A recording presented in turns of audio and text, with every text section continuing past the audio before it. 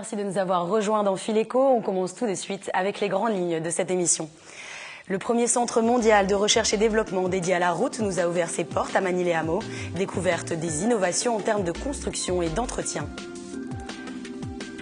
56 500, c'est le nombre de chômeurs yvelinois au mois d'août, soit 2,6% de moins qu'en juillet. Plus de 6 000 personnes ont obtenu la reconnaissance de travailleurs handicapés dans le département l'année dernière. Quelle solution pour s'insérer dans le monde professionnel? Réponse dans le dossier de la semaine. Et puis nous aborderons également le développement du tourisme dans les Yvelines. Le Conseil général vient de lancer l'Y-Box, un coffret comprenant 78 offres de loisirs et d'hébergement.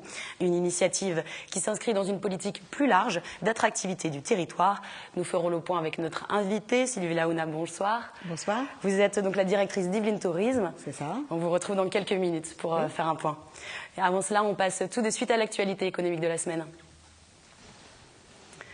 Alors, on en parlait à l'instant, le lancement de l'Y-Box était célébré ce mardi à l'intérieur des réductions pour des loisirs ou des hébergements dans le département. Un concept original que je vous propose de découvrir dans ce reportage réalisé avec Patrick Jacques de Dixmude. L'Y-Box est disponible dans le commerce depuis mardi. Un coffret qui regroupe 78 offres culturelles, de loisirs ou d'hébergements à prix bradé, moins 50%. Nuit d'hôtel, visite de musée ou encore paintball. Il s'agissait de partir d'une réflexion très simple qui était de dire aujourd'hui les gens partent moins loin, moins longtemps en vacances. Proposons-leur de redécouvrir ou de découvrir tout simplement les Yvelines. L'entreprise Smart & Co est habituée aux box en tout genre, mais l'Y-Box est son premier partenariat avec une collectivité. L'initiative vient en effet du Conseil général qui espère booster le secteur du tourisme. On a fait le calcul à peu près si les futurs acheteurs de cette e-box utilisent tout ce qui leur est offert, ils font une économie de 3 000 €. Donc vous voyez, pour un investissement de moins de 30 €, c'est un bon placement. Mais au-delà de ça, c'est bien entendu destiné à mieux faire connaître les Yvelines. Dans le département, le tourisme reste en effet peu développé, à l'exception du site du château de Versailles.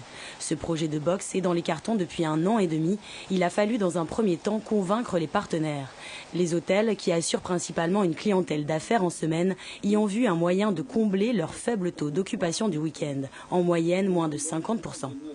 C'est une façon de bloquer dans les Yvelines nos clients potentiels et essayer de siphonner un peu Paris qui attire vraiment trop par rapport à nous. Leurs offres ne sont disponibles que le week-end. Toutes les activités du coffret peuvent être utilisées une fois dans la limite d'1 an. Les chiffres du chômage sont tombés cette semaine. Dans les Yvelines, on compte 2,6% de chômeurs en moins. La courbe s'inverse enfin après 24 mois d'augmentation. Cette nouvelle est valable pour la France également, 1,5% de chômeurs en moins. À noter tout de même le grand nombre de résiliations auprès de Pôle emploi. Vous ne le savez peut-être pas, mais le plus grand centre mondial de recherche dédié à la route se situe à Saint-Quentin-en-Yvelines. Il s'agit du campus scientifique et technique de l'entreprise Colas. Nous nous sommes rendus ce jeudi à ses portes ouvertes. Un reportage réalisé avec Élodie Moine. Le campus scientifique et technique de Colas, le CST, est le premier centre mondial de recherche et développement privé dédié à la route. Il est installé à Manille-les-Hameaux et ce jeudi, il ouvrait ses portes. C'est une première parce qu'on a conduit depuis 2 ans des travaux de restructuration sur le site, des travaux de développement de certains outils. On arrive à l'aboutissement de l'ensemble de ces travaux et il semblait légitime de faire connaître aux collaborateurs du groupe d'une part, mais également à nos clients, les nouveaux outils dont nous disposons aujourd'hui sur le site de Manille-les-Hameaux. L'entreprise Colas, spécialisée dans la construction et l'entretien des routes, s'attache à trouver de nouvelles techniques ou de nouveaux matériaux pour augmenter la performance ou encore l'empreinte écologique. Dans ce laboratoire, Flavien teste l'adhérence des chaussées. Cette machine permet de vieillir les échantillons. Ces recherches ont permis de créer un enrobé plus performant, l'OptiGrip. On va être sur des taux accidentogènes qui sont divisés par 10 avec des produits très sécuritaires. Ici, on a trouvé le moyen d'augmenter la rétro-réflexion des revêtements au sol. La bande CST est plus visible. Son secret, elle est saupoudrée de billes de verre qui réfléchissent la lumière. Autre thème de recherche, l'étude de l'usure des routes. Ce prototype permet de retranscrire l'état de la route et les fissures éventuelles grâce à des lasers projetés sur le sol. La vitesse d'acquisition est de 80 km/h pour une résolution des images de 1 mm. Donc ça nous permet d'avoir un très très haut rendement au point de vue auscultation des chaussées. Après traitement des images, on peut anticiper les travaux de rénovation à moyen terme. Dans cet autre laboratoire, Sébastien cherche à limiter le bruit de roulement et donc les nuisances sonores. Il cherche le meilleur matériau pour améliorer le coefficient d'absorption acoustique. Pour le bonifier, on a différents outils. Ces outils sont là pour optimiser notre formule. Et si vous voulez, c'est comme une recette de cuisine. On va jouer avec nos ingrédients, jouer sur les différentes proportions. On va aussi, par exemple, jouer sur la taille des granulats, sur le diamètre. Étonnamment, entre ces deux enrobés, c'est celui de droite qui limite le plus le bruit, 8 fois moins qu'un enrobé classique. La société Colas, présente sur les 5 continents, se charge de 100 000 chantiers dans le monde. Son chiffre d'affaires s'élève à 13 milliards d'euros. Les emplois francs s'ouvrent à un plus grand nombre d'agglomérations en France, dont Saint-Quentin en Yvelines. Alors bon, qu'en sont les emplois francs? C'est une mesure visant à favoriser l'accès à l'emploi des jeunes des quartiers difficiles. Ils ont été lancés en juillet dernier. Ils donnent droit à une prime de 5 000 € aux entreprises qui leur proposent un CDI à temps plein. L'objectif, à atteindre 5 000 emplois d'ici 2014. Ces contrats ne concernaient jusqu'ici que 10 communes françaises. Les salariés de la société Amundi qui ont dû quitter leurs locaux de la tour Montparnasse en raison de présence d'amiante ont été relocalisés à Saint-Quentin en Yvelines. Nous avons contacté l'entreprise qui nous a indiqué qu'elle cherchait actuellement des possibilités de rapprochement avec leur ancien site. Pour les auto-entrepreneurs et travailleurs indépendants, Bilibre se veut plus qu'un bureau partagé. Découverte des lieux en images avec Patrick Jacques de Dixmude. Journée portes ouvertes vendredi dernier dans ce nouvel espace de coworking réservé aux travailleurs indépendants. Les entrepreneurs pourront travailler dans cet open space, un lieu qui se veut convivial pour former à terme une vraie communauté. Florence est venue découvrir ces bureaux. C'est un petit peu ce qui manque quand on est indépendant, hein, c'est de pouvoir échanger avec les autres corps de métier, pouvoir créer du réseau et je trouve que le concept est intéressant pour ça, quoi. Ici, les abonnés afficheront leur profil pour faciliter l'utilisation du réseau de coworkers. 12 personnes peuvent travailler dans cet open space connecté à un réseau Wi-Fi et équipé d'une imprimante. Pas de bureau dédié, Bilibre souhaite se démarquer des télécentres classiques. 3 salles de réunion de 4 à 10 personnes peuvent être louées. Déjà, je travaille donc chez moi. Je n'ai pas de salle pour recevoir des clients. Je n'ai pas de salle pour faire des réunions ou des formations, des petites formations d'une journée, une demi-journée pour de la sensibilisation. Donc c'est intéressant. Ce genre d'espace est intéressant pour moi. Cet espace veut s'adapter aux besoins variés des travailleurs indépendants. Accès ponctuel, comptez 20 € pour un accès d'une demi-journée ou illimité, 900 € pour un trimestre. Pour Saint-Quentin en Yvelines, il y a à peu près 1400 entreprises indépendantes, des auto-entrepreneurs, des TPE et PME.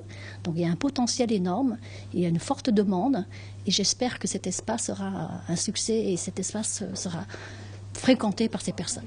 Des ateliers pratiques seront organisés prochainement. L'ouverture est prévue le 1er octobre. Un service d'aide médico-sociale pour les adultes handicapés a été inauguré hier à Plaisir. Il propose des accompagnements multidisciplinaires comme l'accès à l'emploi. La directrice nous raconte le parcours réussi d'un jeune trentenaire handicapé mental. Le métier auquel il s'exerce en fait, c'est être finalement agent administratif. Donc voyez-vous, c'est un jeune qu'on accompagne depuis maintenant 2-3 ans. Voilà, on a commencé par écouter, évaluer et puis orienter. Donc au jour d'aujourd'hui, on est en train vraiment de presque, on est dans je dirais, dans un niveau d'aboutissement de son projet. Hein, et c'est en soi une satisfaction pour l'équipe aussi, hein, je pense, mais aussi et surtout pour ce jeune homme qui ne croyait pas du tout en lui. Voilà. Et nous aurons l'occasion d'aborder ce thème de l'emploi et du handicap dans le dossier de la semaine. On passe maintenant à l'entretien.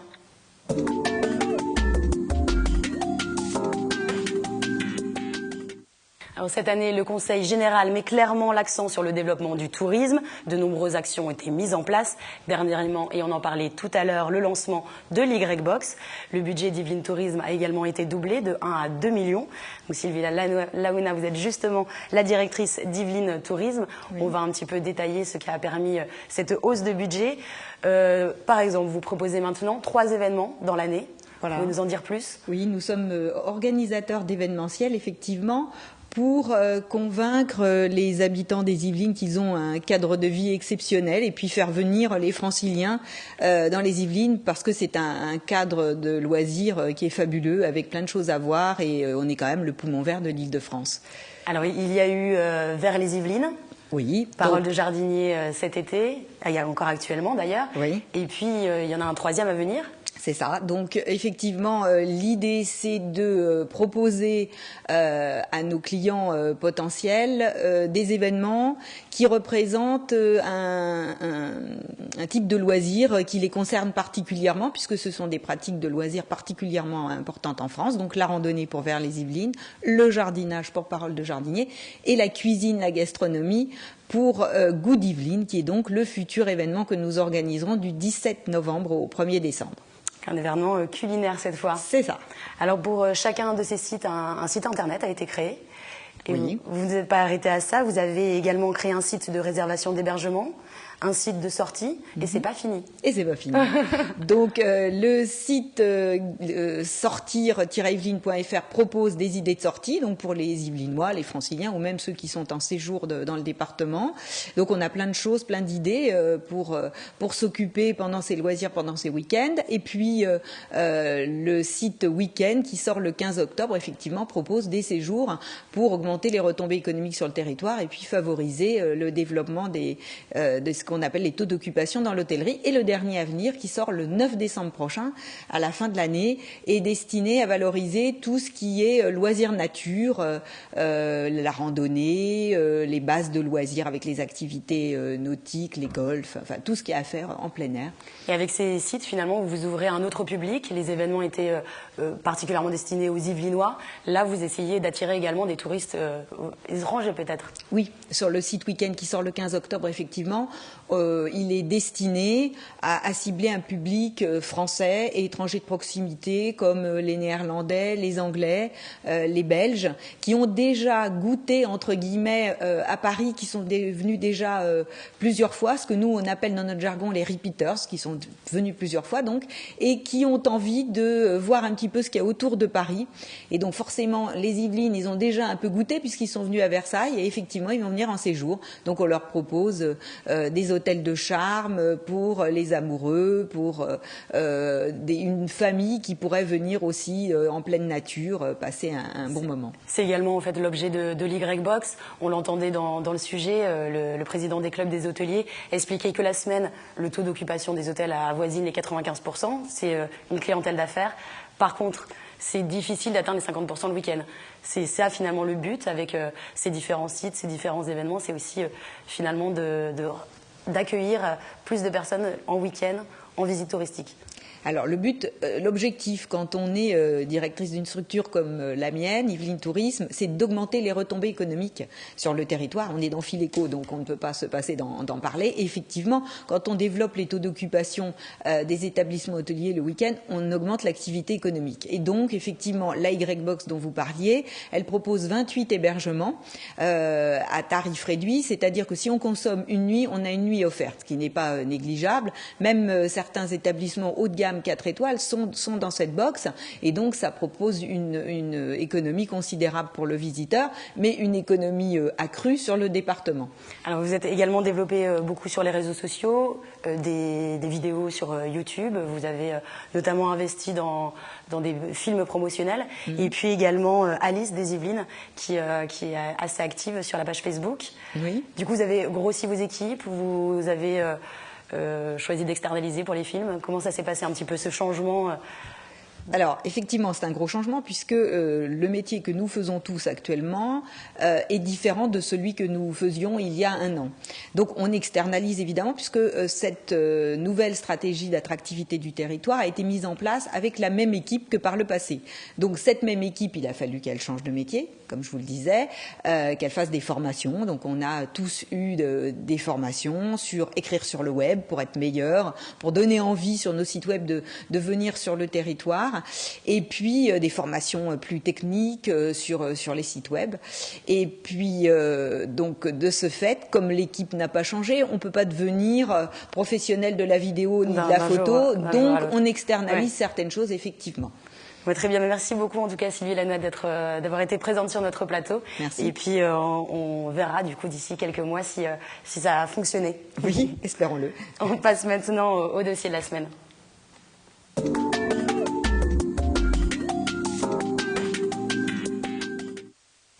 On parlait tout à l'heure de l'intégration professionnelle des personnes handicapées. Je vous propose de découvrir plus en détail ce qui est mis en place pour eux, entreprises classiques ou spécialisées, structures d'aide et d'accompagnement, un système qui englobe des réalités très différentes d'un handicap à l'autre, un sujet réalisé avec Élodie Moine, Patrick Jacques de Dixmude et Jonathan Villeman.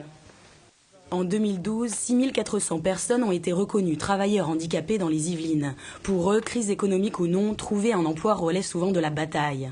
Le taux de chômage atteint 20%, le double de la moyenne nationale.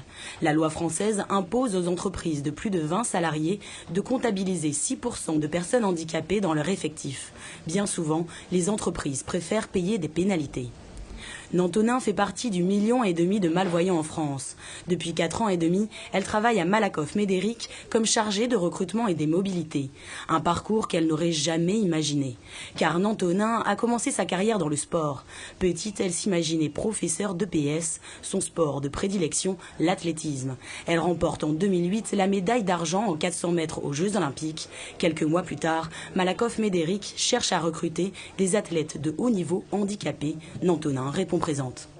Je ne suis pas du tout là pour recruter d'autres personnes en situation de handicap et pas d'autres sportifs. C'est vraiment, je suis, faudrait demander à mes collègues, mais je suis une collaboratrice lambda. Je suis sur mon périmètre, comme au même titre que mes autres collègues. Il n'y a vraiment rien de différent, quoi. À part que oui, j'ai un petit souci de vue, mais voilà. Nantonin a vu son poste aménagé, comme par exemple l'attribution d'un écran plus grand, 21 pouces. L'écriture est agrandie forcément parce que l'écran est plus grand. Mais en fait, au départ, j'avais demandé le zoom text que j'ai arrêté par la suite.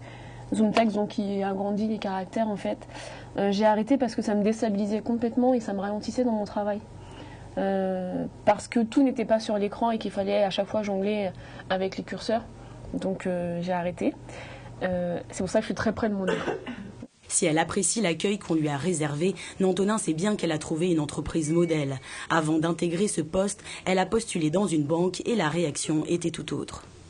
On m'a dit clairement, votre profil est très très très bien, mais vous comprenez, on ne peut pas vous mettre face à la clientèle. Je fais, ah bon ?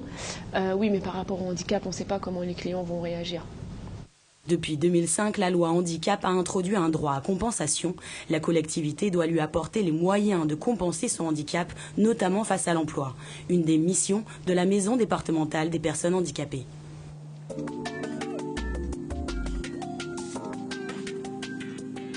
Nous voici à la maison départementale des personnes handicapées, la MDPH. Elle est chargée de l'accueil et de l'accompagnement des Yvelinois handicapés et elle les aiguille notamment dans leur parcours professionnel. Laurence Marin, bonjour. Bonjour. Vous êtes ici la référente insertion professionnelle. Alors, justement, vous, votre rôle, c'est de les conseiller, de leur proposer des aides, de les aiguiller vers la bonne entreprise. Alors, d'évaluer leurs demandes et de les orienter vers les bons dispositifs d'accompagnement. Alors, si une personne est en recherche d'emploi, elle sera orientée vers les services publics de l'emploi, c'est-à-dire Pôle emploi, ou vers Cap emploi, qui est l'opérateur dédié à leur accompagnement. Si elles sont en poste, dans ce cas, le médecin du travail, les services d'appui au maintien dans l'emploi des travailleurs handicapés pourront intervenir, les missions handicap des entreprises, pour aménager leur poste de travail. Donc vous n'avez pas de lien finalement avec les entreprises elles-mêmes ? Ça m'arrive très régulièrement, ne serait-ce que pour répondre aux questions des salariés, informer sur les droits, informer sur les modalités à suivre pour demander une reconnaissance de la qualité de travailleur handicapé, répondre à beaucoup de questions parce que ça fait encore très peur, à la fois aux salariés et à l'entreprise. 6 400 personnes ont obtenu la reconnaissance travailleur handicapé en 2012. Environ 15% de ces personnes relèvent du milieu protégé, c'est-à-dire vont travailler au sein d'un ESAT, et les 85% restants relèvent du milieu ordinaire de travail, donc des entreprises du secteur privé ou du secteur public. Alors à quelles difficultés ces personnes ont à faire face au niveau de l'emploi? Alors souvent une réadaptation, puisqu'en fait la santé les empêche d'exercer le métier qu'elles ont exercé longtemps, ce qui entraîne une formation, une remise en question personnelle, de nouvelles compétences à acquérir, et puis convaincre un employeur qu'à 45 ans on est débutant dans un métier et qu'on est tout à fait opérationnel, et aussi de pouvoir rendre compatible la situation de handicap avec le poste de travail. Pour conclure, qu'est-ce qui pourrait être amélioré finalement dans ce domaine? Une meilleure connaissance du handicap, parce qu'en fait, quand on parle handicap, ça revêt énormément de situations différentes.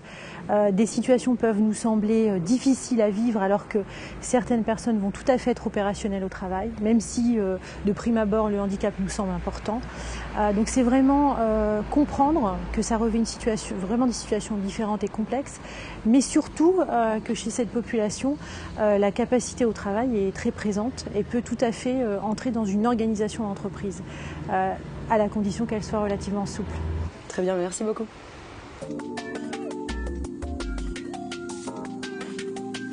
Quand le handicap est trop lourd, la MDPH dirige les personnes vers un ESAT. Fouad Madeg, bonjour. Bonjour. Vous êtes le directeur de cet ESAT. Alors finalement, à quoi sert-il? Ça permet d'intégrer professionnellement des personnes handicapées? Alors l'ESAT, comme son nom l'indique, c'est un établissement de soutien et d'aide par le travail. Ici, là, on accueille 145 personnes, hommes et femmes, de plus de 20 ans. Donc nous sommes orientés par la MDPH, la Maison départementale de handicap. Donc c'est des personnes qui ne peuvent pas travailler plus d'un tiers temps par rapport à une personne valide. Donc notre public est constitué essentiellement de personnes handicapées mentales et des handicapés psychiques, voire des malades psychiques, ce qui complexifie un petit peu la situation parfois au niveau du travail. Se côtoient donc ici des personnes au handicap très varié. À 31 ans, Amélie n'a travaillé que dans des structures de ce type, mais elle se plaît dans la blanchisserie. C'est ça que je voulais faire comme métier. Jocelyne a quant à elle intégré ce service il y a seulement 2 ans. Je suis épileptique, alors je ne peux plus rester dans le normal. Voilà. Et oui, ça me plaît beaucoup ici. Je suis presque à la retraite, dans 2 ans, 2 ans et demi. Donc, c'est zen. Pour ces personnes au profil varié, un accompagnement est mis en place. 37 salariés les encadrent, moniteurs d'ateliers, psychologues ou encore administratifs. Et les ESAT s'appuient sur des partenaires extérieurs, des centres médicaux ou centres d'hébergement. En dehors de la blanchisserie, les ESAT s'est spécialisé dans la mise sous pli, les espaces verts et la décoration végétale et la restauration. Qui sont vos clients finalement? Alors les clients, nous avons pas loin de 300 clients qui sont situés essentiellement sur l'île de France. Nous avons de petits clients jusqu'aux grosses entreprises multinationales comme Thales, EADS, Bouygues. Après avoir perdu un client, l'ESAT a enregistré une perte sèche de 800 000 € par an. Pour rester concurrentiel, la blanchisserie a été agrandie et modernisée. Le volume de linge devrait passer de 200 kg à 600 kg, voire 1,5 tonne par jour. Et l'ESAT n'est pas que concurrentiel, il a un atout économique important. Pour les entreprises ne respectant pas le quota des 6% de travailleurs handicapés, faire affaire avec un ESAT leur permet de voir leur pénalité divisée par 2. Un système gagnant-gagnant. Un gain économique et l'emploi de travailleurs qui s'intégreraient difficilement dans une entreprise non adaptée. Les personnes restent quand même des personnes imprévisibles, donc ils peuvent lâcher à tout moment. Les arrêts maladie, on ne les compte plus. Les absences non justifiées, c'est idem. L'attention particulière, elle est donnée aussi au rythme de travail, aux capacités de personnes, à ce qu'elles peuvent produire au niveau des ateliers. C'est comme vous l'indiquez, c'est compliqué finalement pour ces personnes d'être insérées dans une entreprise classique. Tout à fait, tout à fait. Ça reste assez minime. Le pourcentage national d'ailleurs, il avoisine même pas le 0,1%, puisque c'est des handicaps assez lourds et qui nécessitent un accompagnement de la part des entreprises. Peu d'intégration dans le monde professionnel classique, mais Yvain a une motivation bien à lui. Parce que c'est différent du milieu ordinaire. La paye, elle est moins grosse. Voilà, surtout ça. Pour beaucoup, ces ESAT restent tout de même le seul employeur adapté. À Trappes, l'établissement est plein et compte de 80 à 100 personnes chaque année sur la liste d'attente.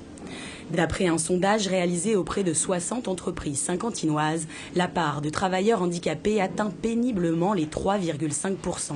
Et seulement 48% des salariés interrogés estiment que leur entreprise a mis en place des actions visant à l'accès ou au maintien des personnes handicapées. Et à noter, la 3e semaine de novembre marque la semaine de l'emploi et du handicap. Des événements de sensibilisation et un forum emploi sera organisé dans le département. C'est la fin de ce Fil Éco. Merci d'avoir été avec nous. Je vous donne rendez-vous jeudi prochain pour un prochain Fil Éco. Bonne soirée.